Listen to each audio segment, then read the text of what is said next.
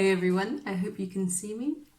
This is Misha starting filming with the recipes that we're going to be following for our Diva Life program, because now we're going to be divas forever and a day.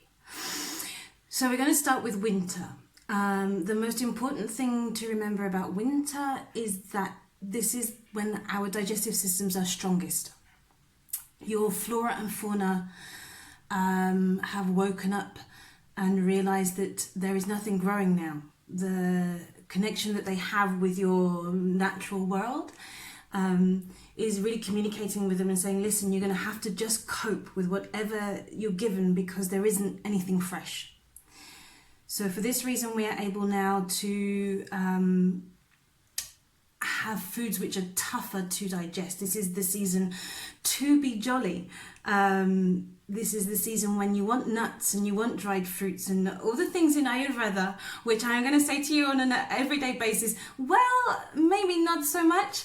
Yeah, this is winter is when we want to eat those foods. The reason being is that because nothing is growing, the body has to be able to cope with bits of tree bark, or when we were hunter-gatherers, when we came out of the caveman era and started to grow and sow our own crops. This is the point when the digestive system realized that there wasn't always food available and we were going to have to manage. So this is a period of the year when we are cold. It can be windy and wet. And we can struggle with all three doshas because upon getting inside the buildings, the pitta can be aggravated by the heating. When getting outside the building, the wind and any moisture in the air will irritate the vata and the kapha. So we also want to really try and keep everybody in their own houses, in their own situations. So today we're making a sweet potato dal. And it's really satisfying for all the three doshas because you have the satisfaction of the long chain effect from the dal, which the pitta people need because they're always hungry, as I'm sure you know by now. You have the lovely effect of the sweet for the vata. The people with vata don't have the appetite of the other two. So anything that can help or increase their appetite and make them want to eat, give them an appetite. This is fantastic. And the sweet taste is the better one for them. Also, we have a ton of ginger for them in here. It is a ginger sweet potato dal, plus the spices to balance everything. And the best thing is, these foods are easy to digest. So anyone with kapha is going to have a really happy stomach. They don't have to worry about carrying this around for 7 months. It's going to be fine. It's going to be digested and it will go through. So to the best of my ability, I'm going to show you how to make this today. And I maybe need to do it one-handed. I'm not so good with my selfie stick yet. So the ghee, today we're making this with ghee. This is a recipe I like all year round, actually, because even in the summer we can have some cold days and this is a satisfying dish for this. But in the winter it's a really good one. So let me just show you now. We have the ghee in here. The ghee is nice and warm. And this recipe actually we're taking from a lady called Kate O'Donnell. So we're going to begin by putting in some of the spices. I put this down for 1 second. You can see. Okay, so she has some spice mixes which I'm going to send to you the recipe for. So we begin by adding her, this one is the winter spice mix because we're making it for winter, but she has one for all the seasons. It's another reason why this dish is lovely is because you can really interchange it in the seasons if you need to. There is a way to make it possible. It's not great for the summer, but even for the summer you could have it. So in here we put her spice mix. As I say, you will have this recipe sent to you. Okay.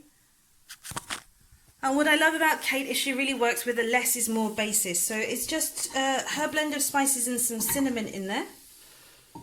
And you see it's really turning into a nice colour. We don't want to burn spices, that's not the idea. But it should be really, you should get a fantastic aroma.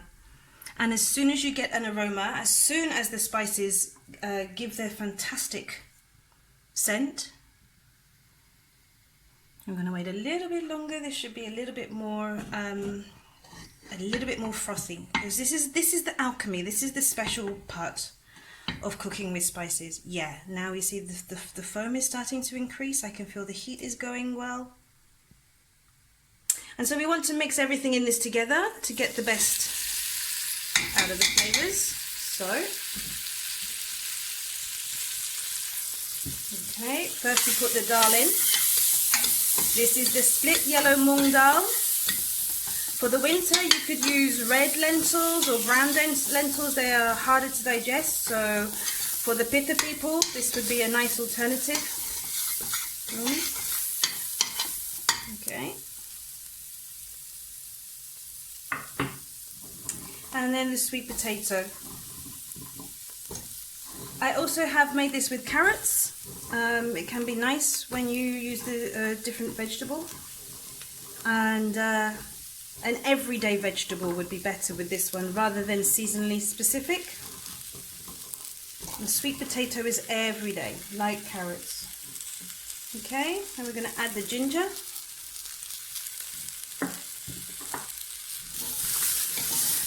Give it a really good mix, get everything lovely and coated.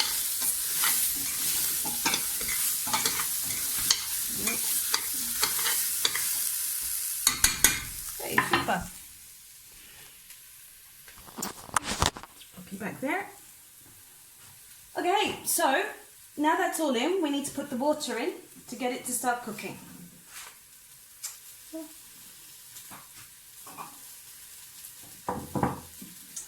So this recipe has 4 cups of water. It does not need to be heated, but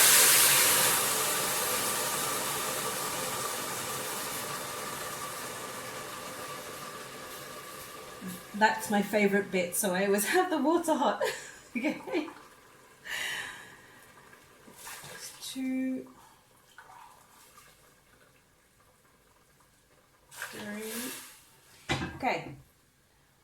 One thing I'd love to teach you about dal. The recipe asks for 4 cups of water. In my experience in Europe, the American measurements and the European measurements are not friends.